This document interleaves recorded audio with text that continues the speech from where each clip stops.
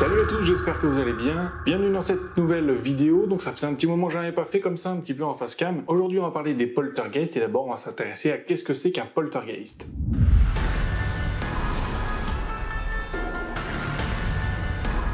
Donc le mot poltergeist, il vient en fait de l'allemand poltern, qui signifie faire du bruit, et geist, esprit. Et donc nous en français, on va le traduire par esprit frappeur. Le phénomène de poltergeist va se traduire par différentes manifestations, par exemple des déplacements, apparitions, disparitions d'objets, des gros bruits ou des coups dans les murs, des bruits de pas par exemple aussi.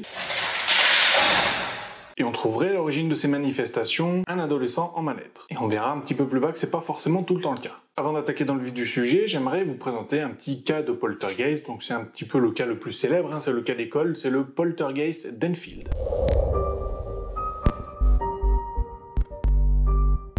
Enfield, qui est situé dans la banlieue nord de Londres. En 1977, l'activité paranormale semblait centrée autour de la fille de Peggy Harper. Les phénomènes débutèrent une nuit d'août. Janet, 11 ans, et son frère Pete, 10 ans, se sont plaints que leur lit était secoué.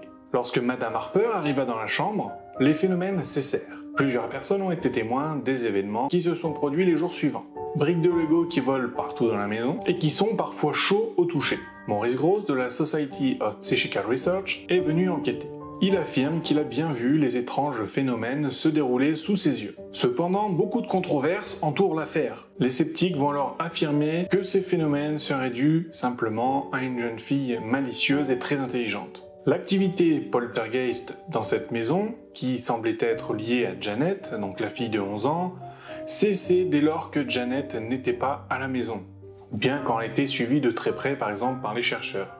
Elle a été emmenée plusieurs jours à l'hôpital pour passer des tests et voir un petit peu ce qui pourrait produire ces phénomènes, et il s'avère que pendant ces jours, aucune manifestation n'a eu lieu dans la maison. Les chercheurs n'ont détecté aucune anomalie mentale ou physique pouvant expliquer ces phénomènes de poltergeist. Donc voilà court résumé du cas de Enfield. Même si on a des éléments, des chercheurs qui sont venus enquêter, qui ont vu les phénomènes de leurs yeux, on aura toujours les sceptiques qui viendront dire ça se peut que ça soit la fille qui soit intelligente et qui mette un petit peu des pièges aux chercheurs. Après bon, je pense que les chercheurs ils sont quand même pas dupes, donc il doit y avoir quand même une part de vérité là-dedans. Peut-être que ça a été grossi avec le temps. En tout cas, moi, ça, c'est un cas qui me fascine, qui est intéressant à analyser. Alors, les poltergeists fascinent, oui, mais pourquoi, en fait? Pourquoi ils nous fascinent tant?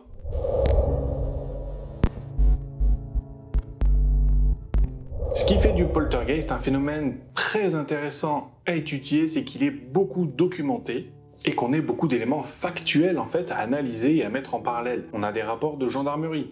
Donc c'est pas rien, c'est des éléments officiels sur lesquels on peut s'appuyer en toute confiance. D'ailleurs, c'est un des rares phénomènes paranormaux qui est reconnu officiellement, enfin pas reconnu officiellement, mais dont on admet l'existence scientifique. Parce qu'il y a tellement de documents de gendarmerie, de rapports, etc., qu'on ne remet pas en cause la parole des gendarmes. Mais alors, qu'est-ce qui peut provoquer un poltergeist ?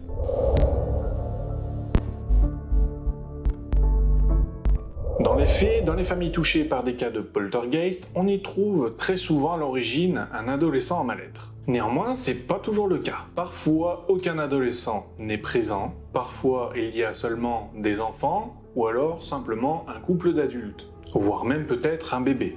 Et donc là, on va pas incriminer le bébé à dire il a fait du faux. Partant de ce principe, les personnes qui étudient ces phénomènes ont émis l'hypothèse que cela pouvait être un effet de psychokinèse. C'est l'effet PK en abrégé. Et cet effet PK, donc, qui est bien connu des parapsychologues. Et justement, c'est ce qu'on va voir maintenant, ce côté un petit peu parapsychologie. Comment peut-on créer un phénomène de poltergeist par l'esprit ?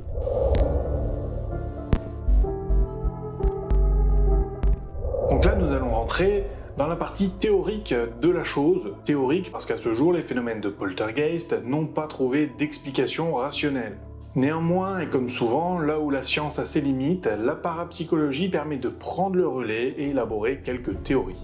Tout d'abord, il semblerait que le phénomène soit lié à une personne en particulier et pas à un bâtiment. Dès lors que la personne soupçonnée d'être à l'origine de ce phénomène de poltergeist n'est pas là, les phénomènes cessent instantanément. Et c'est donc d'après ces constatations qu'on se dirige un petit peu vers le côté parapsychologie, psychokinèse. Donc la psychokinèse, le principe de cet effet serait la transmission d'informations ou d'énergie par la force de la pensée à distance, permettant par exemple un déplacement d'objets sans les toucher physiquement. On remarque néanmoins parfois que les objets déplacés par les poltergeists semblent chauds, comme si donc il y avait eu un transfert d'énergie entre l'objet et quelque chose, ou quelqu'un.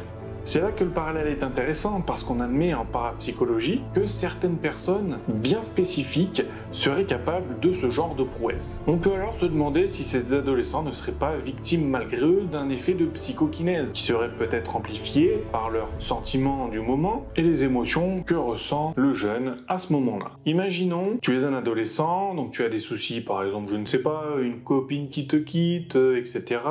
Tu ne sais pas que tu as cette petite capacité un petit peu de psychokinèse à faire peut-être bouger par la pensée, peut-être transmettre des informations à quelqu'un par la pensée. Peut-être que tu n'es pas au courant et finalement, est-ce que ces émotions ne viennent pas un petit peu amplifier tout ce phénomène et donc créer en quelque sorte, te créer un fantôme, un poltergeist, un esprit frappeur, sans que tu t'en rendes compte toi, puisque quand tu quittes la maison, les phénomènes cessent, donc ça veut dire que la chose, soit elle en a vraiment après toi, personnellement, soit c'est que c'est toi qui es à l'origine de ces phénomènes.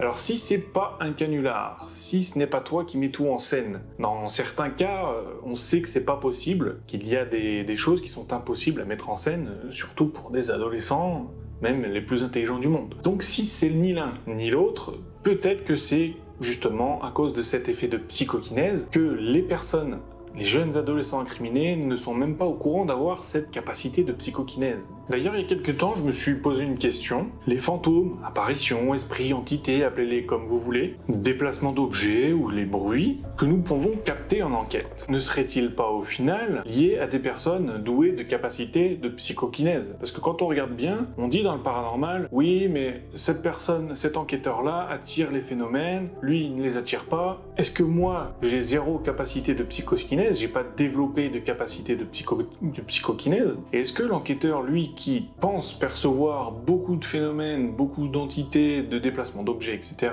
beaucoup de réponses sur ces appareils, est-ce que peut-être lui n'a pas une capacité justement de psychokinèse plus développée que moi ou que la moyenne des gens? Est-ce que c'est pas lui qui fait réagir ces appareils en transmettant de l'énergie par exemple? Est-ce qu'il ne matérialiserait pas un petit peu ses fantasmes en gros?